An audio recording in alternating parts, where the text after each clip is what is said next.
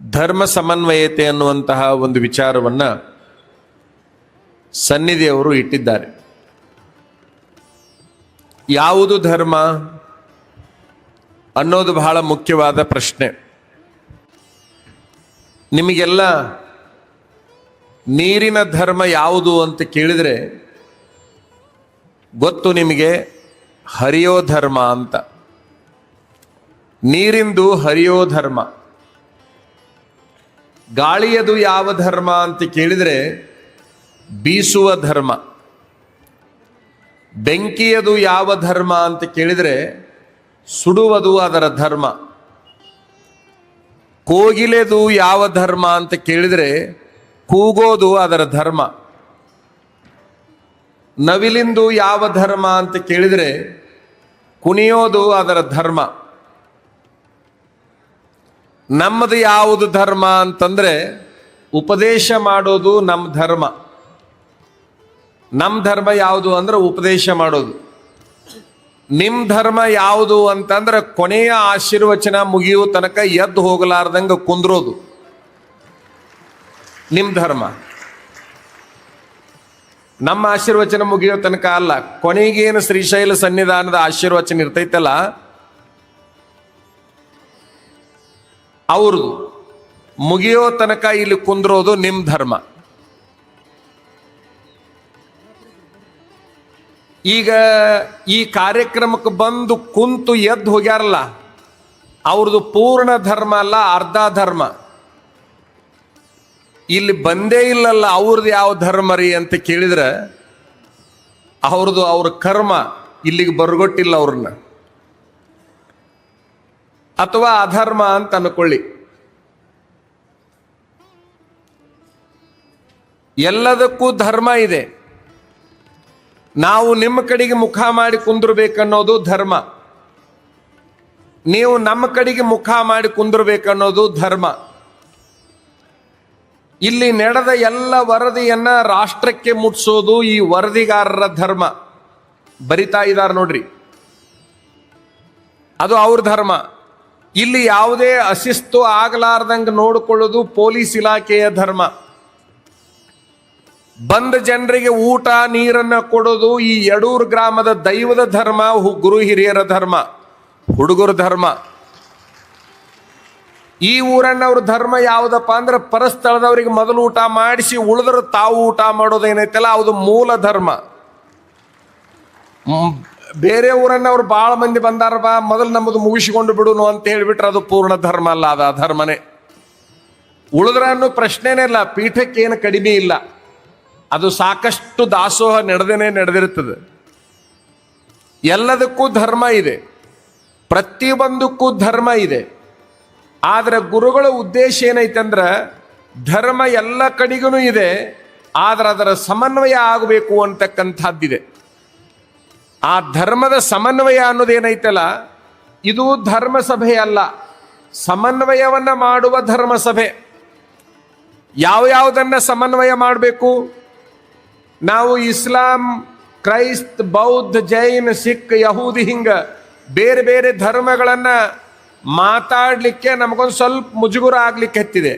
ಯಾಕೆ ಅಂತಂದ್ರೆ ಈ ವೀರಶೈವರೊಳಗನ ಎರಡು ಮಾಡಬೇಕು ಅನ್ನೋರು ಹೊಂಟಾರ. ಒಬ್ಬರು ಲಿಂಗಾಯತ ಮಾಡ್ಬೇಕಂತಾರ, ಒಬ್ಬರು ವೀರಶೈವ ಮಾಡ್ಬೇಕಂತಾರ.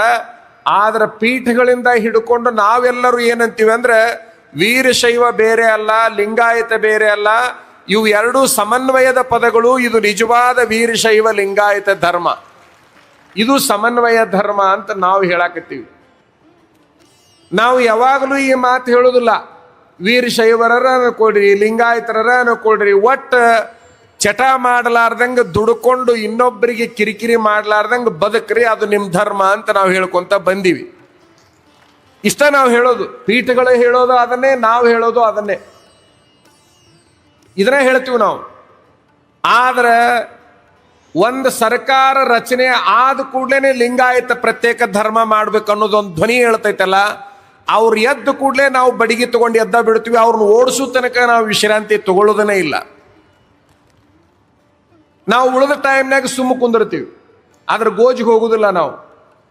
ಯಾರು ಧರ್ಮವನ್ನ ಒಡಿಬೇಕಂತಾರೆ ಅವ್ರನ್ನ ನಾವು ಹೊಡಿಬೇಕಂತೇವೆ. ಏನಂತೀವಿ?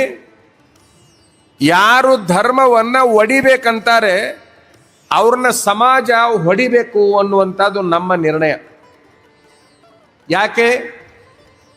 ಒಂದು ದೇವಸ್ಥಾನಕ್ಕೆ ತೊಂದರೆಯಾದರೆ ಆ ಊರು ಹೇಳುತ್ತದೆ. ಒಂದು ದೇವಸ್ಥಾನಕ್ಕೆ ತೊಂದರೆ ಆದರೆ ಆ ಊರು ಹೇಳಬೇಕು, ಆ ಊರು ಜಾಗೃತ ಆಗಬೇಕು. 6 ಕೋಟಿ ಜನಸಂಖ್ಯೆಯನ್ನು ಉಳ್ಳಂತಹ ಈ ಸಮಾಜಕ್ಕೇನಾದರೂ ಧಕ್ಕೆ ಆಗುತ್ತೆ ಅಂತಂದ್ರೆ ಎಲ್ಲರೂ ಕೂಡ ಹೇಳ್ಬೇಕೇ ಹೊರತಾಗಿ ಇಲ್ಲ ಅಂತಂದ್ರೆ ಇದು ಉಳಿಗಾಲ ಇಲ್ಲ ಅನ್ನುವಂತಹದ್ದನ್ನು ನೀವು ಗಮನದಾಗ ಇಟ್ಕೊಳ್ರಿ. ಧರ್ಮ ಸಮನ್ವಯ ಅಂತಂದ್ರ ಇರುವ ಸಮನ್ವಯ ಧರ್ಮದಲ್ಲಿ 2 ಭಾಗ ಮಾಡಕ್ಕೆ ಹೊರಟಾಗ ಅಲ್ಲೊಂದಿಷ್ಟು ಹೋರಾಟದ ಮುಂಚೂಣಿ ಒಳಗೆ ಬರ್ತಕ್ಕಂಥದ್ದು ಏನೈತಲ್ಲ ಅದು ನಮ್ಮ ನಿಜವಾದ ಧರ್ಮ ಅಂತಕ್ಕಂಥದ್ದು. ಈಗ ಒಡಿಬೇಕನ್ನವರಿಗೆ ಹೊಡಿಬೇಕು ಅನ್ನುವಂಥ ಶಬ್ದ ವರದಿಗಾರರಿಗನ ರುಚಿ ಅನಿಸುತ್ತಿದ್ದು ಬರಬ್ಬರಿ ಹೇಳಿದ್ರಳಂತ ಅಂತಿರ್ತಾರೆ. ಅದು ಯಾವುದೇ ವರದಿ ಇರಬಹುದು. ಆದರೆ ನಮ್ಮ ಗಮನದಲ್ಲಿ, ನಿಮ್ಮ ಗಮನದಲ್ಲಿ ನಾವು ತರೋದು ಅಂತಂದ್ರೆ ಎಲ್ಲ ಧರ್ಮಗಳು ಏನು ಹೇಳ್ತಾವಂತಂದ್ರ ಆ ಧರ್ಮಕ್ಕೆ ಚ್ಯುತಿ ಬಂದಾಗ ಆ ಧರ್ಮದವರು ಸುಮ್ಮನೆ ಕುಂದರಬಾರದು ಅಂತ ಹೇಳ್ತದೆ ಧರ್ಮ. ಧರ್ಮಕ್ಕೆ ಚ್ಯುತಿ ಬಂದಾಗ ಧರ್ಮದಲ್ಲಿರೋರು ಯಾರೂ ಸುಮ್ಮನೆ ಕುಂದರಬಾರದು. ಈಗ ಉದಾಹರಣೆಗಾಗಿ ಮಗಳು ಅಪ್ಪಗ ಬ್ಯಾಡಾಗಿ ಮದುವೆ ಆಗಿದ್ಲು. ಯಾವ ಮಗಳು? ಪರಮೇಶ್ವರನ ಮಗಳು ಮದುವೆ ಆಗಿದ್ಲು. ದಕ್ಷ ಬ್ರಹ್ಮನ ಮಗಳು ಪರಮೇಶ್ವರನನ್ನ ಮದುವೆ ಆಗಿದ್ಲು, ಪಾರ್ವತಿ. ಹೌದಾ? ಅದು ದಕ್ಷಿಣ ಮಗಳು ದ್ರಾಕ್ಷಾಯಿಣಿ ಅಂತಾರ. ಇರ್ಲಿ, ಪಾರ್ವತಿ ಪರಮೇಶ್ವರನ ಮದುವೆಯನ್ನ ಆದ್ಲು. ಅವರ ಅಪ್ಪನಿಗೆ ಮನಸ್ಸಿದ್ದಿಲ್ಲ, ದಕ್ಷ ಬ್ರಹ್ಮನಿಗೆ ಮನಸ್ಸಿದ್ದಿಲ್ಲ. ಅವನಿಗೆ ಏನು ಮನಸ್ಸಿತ್ತು ಅಂತಂದ್ರ ಹರಿಗೆ ಕೊಡಬೇಕು, ವಿಷ್ಣುವಿಗೆ ಕೊಡಬೇಕು ಅಂತ ಮನಸ್ಸಿತ್ತು. ವಿಷ್ಣುವಿಗೆ ಯಾಕೆ ಕೊಡಬೇಕು ಅಂತ ಮನಸ್ಸಿತ್ತಪ್ಪ ಅಂದ್ರೆ ವಿಷ್ಣುವಿನ ಮೈ ತುಂಬ ಬಂಗಾರ, ಪಿತಾಂಬ್ರ, ಏನು 1-2 ವೈಭವ ಬಾಳಿತ್ತು. ಆ ವೈಭವವನ್ನು ನೋಡಿ ಈ ಜಗತ್ತಿನೊಳಗೆ ಎಲ್ಲ ಹೆಣ್ಣು ಹಡ್ದವ್ರು ಆಸೆ ಪಡೋದೇನು? ಮಗಳನ್ನ ಬಹಳ ಶ್ರೀಮಂತ ಮಣಿತನಕ್ಕೆ ಕೊಡಬೇಕಂದಂಗ ದಕ್ಷಿಣ ಆಶೆನೂ ಕೂಡ ಅದೇ ಆಗಿತ್ತು, ನನ್ನ ಮಗಳನ್ನ ಚಲೋ ಮಣಿತನಕ್ಕೆ ಕೊಡಬೇಕು ಅಂತ ಹೇಳಿ. ಆದ್ರೆ ಮಗಳ ಆಸೆ ಏನಾಗಿತ್ತು ಅಂತಂದ್ರೆ ಸಂಪತ್ತಿಗೆ ಸೋತಿದ್ದಿಲ್ಲ ಆಕಿ, ಶಿವನಿಗೆ ಸೋತಿದ್ಲು. ಶಿವನನ್ನೇ ಮದುವೆ ಆಗಬೇಕು ಅಂತ ಅವಳು ನಿರ್ಣಯ ಮಾಡಿದ್ಲು. ತಂದೆಯ ಮತ್ತು ಮಗಳ ಆಸೆಯ ನಡುವೆ ಯಾವುದು ಗೆದ್ದಿತ್ತು ಅಂತಂದ್ರೆ ಮಗಳ ಗೆದ್ದು ಬಿಟ್ಲು. ಮಗಳು ಬಡ ಬಡ ಹೋಗಿ ಅವನು ಮದುವೆ ಆಗಿಬಿಟ್ಲು. ಮಗಳಿಗೆ ಬಾಳ ಹೇಳಿದ್ದವ ಅಪ್ಪ ಏನಂತ, ಏನು ನೋಡಿ ಮದುವೆ ಆಗ್ತೀಯ ಅವನ್ನ? ಅವ ಉಟ್ಕೊಂಡು ಹುಲಿ ಚರ್ಮ ನೋಡಿ ಮದುವೆ ಆಗ್ತೀಯ? ಅವ ಹಾಕಿಕೊಂಡ ಸರ್ಪಗಳು ಏನದವಲ್ಲ ಕೊರಳಾಗ ಅದನ್ನ ನೋಡಿ ಮದುವೆ ಆಗ್ತೀಯ? ಆ ರುದ್ರಾಕ್ಷಿ ಸರ ನೋಡಿ ಮದುವೆ ಆಗ್ತೀಯ? ಕೊಳ್ಳಾಗ ಹಾಕೊಂಡಿರ್ತಕ್ಕಂಥ ಕಪಾಲ ನೋಡಿ ಮದುವೆ ಆಗ್ತೀಯ? ಏನು ನೋಡಿ ಸೋತಿ ಅವನಿಗೆ? ಆ ಮೈ ಮೇಲೆ ಬಡ್ಕೊಂಡು ಬೂದಿ ನೋಡಿ ಏನಾದ್ರೂ ಮದುವೆ ಆಗಕತ್ತೀಯ? ಅವನಿಗೆ ಇರಾಕ್ ಒಂದು ಮನಿ ಇಲ್ಲ, ಸುಡುಗಾಡ್ದಾಗ ಮಲಗಾಕತ್ತೇನ, ಆ ಸುಡುಗಾಡು ನೋಡಿ ಮದುವೆ ಹಾಕಿಯ? ಅಂದ್ರ ಹುಡುಗಿ ಮನಸ್ಸು ಬದ್ಲಿ ಮಾಡೋ ಸಲುವಾಗಿ ಇವನ್ನೆಲ್ಲ ಹೇಳ್ಬೇಕಾಕತಿ. ಅವರು ಹಂಗೆ ಹೇಳಿರ್ಬೋದು ಅಂತ ನಾವು ಅನ್ಕೊಂತೀವಿ. ಅಂತೂ ಒಟ್ಟಾರೆ ಏನೆಲ್ಲ ಹೇಳಿದ್ರು ಕೂಡ ಪಾರ್ವತಿಯ ಮನಸ್ಸು ಬದಲಾವಣೆ ಆಗಲಿಲ್ಲ. ಕೊನೆಗೂ ಮದುವೆ ಆದ್ಲು. ಆದ್ಮೇಲೆ ಕೈ ಬಿಟ್ಟು ಬಿಟ್ಟವ. ಯಾರು ಕೈ ಬಿಟ್ರಾಕಿನ? ಅಪ್ಪ ಕೈ ಬಿಟ್ಟು ಬಿಟ್ಟ. ಇನ್ನು ಮ್ಯಾಲೆ ಈಕಿನ ಮುಖ ನೋಡಬಾರ್ದು ಅಂತ. ಇವು ಈಗೂ ನಡೀತಾವ್ರಿ, ಅವಾಗನಿಂದ ನೋಡ್ರಿ ಇವೆಲ್ಲ. ನೋಡಬಾರದು ಅಂತ ಕೈ ಬಿಟ್ಟಂತ ಸಂದರ್ಭದೊಳಗ ಮುಂದೆ ಏನಾಯಿತು ಅಂತಂದ್ರೆ ಮದುವೆಯಾಗಿ ಈಕೆ ಹೋದ್ಲು. ಬಹಳ ದೊಡ್ಡದೊಂದು ಕಾರ್ಯಕ್ರಮವನ್ನ ಇಟ್ಟುಕೊಂಡ ದಕ್ಷ. ಅದು ಮಹಾಯಾಗ, ದೊಡ್ಡ ಯಾಗ. ಈಗ ಹೆಂಗ ಸನ್ನಿಧಿಯವರು ಇಟ್ಟುಕೊಂಡಾರಲ್ಲ ಯಾಗವನ್ನ, ಹಿಂಗೊಂದು ದೊಡ್ಡ ಯಾಗ ಇಟ್ಟುಕೊಂಡವ. ಆ ಕಾರ್ಯಕ್ರಮಕ್ಕೆ ಎಲ್ಲರನ್ನೂ ಬರಮಾಡಿಕೊಂಡಿದ್ದ. ಮಗಳನ್ನು ಬಿಟ್ಟು ಅವಳೊಬ್ಬಳು ಬರಬಾರದು. ಆಶ್ಚರ್ಯ ಅಂತಂದ್ರೆ ಮಗಳು ಕಾಯ್ತಾ ಇದ್ಲು ದಾರಿನ, ಅಪ್ಪ ಕರಿಬೋದನಂತ.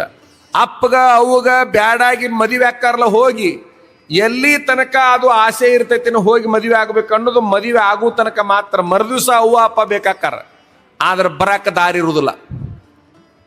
ಮರುದಿವಸ ಬೇಕಾಕಾರ. ಇವಳಿಗೆ ಎಷ್ಟು ಬೇಕಷ್ಟು ತಂದೆ ಕಡೆಗೆ ಬರಬೇಕಂತ ಮನಸ್ಸಿದ್ರೂ ಕೂಡ ಅಪ್ಪ ಕರಿಯಾಕ ತಯಾರಿಲ್ಲ.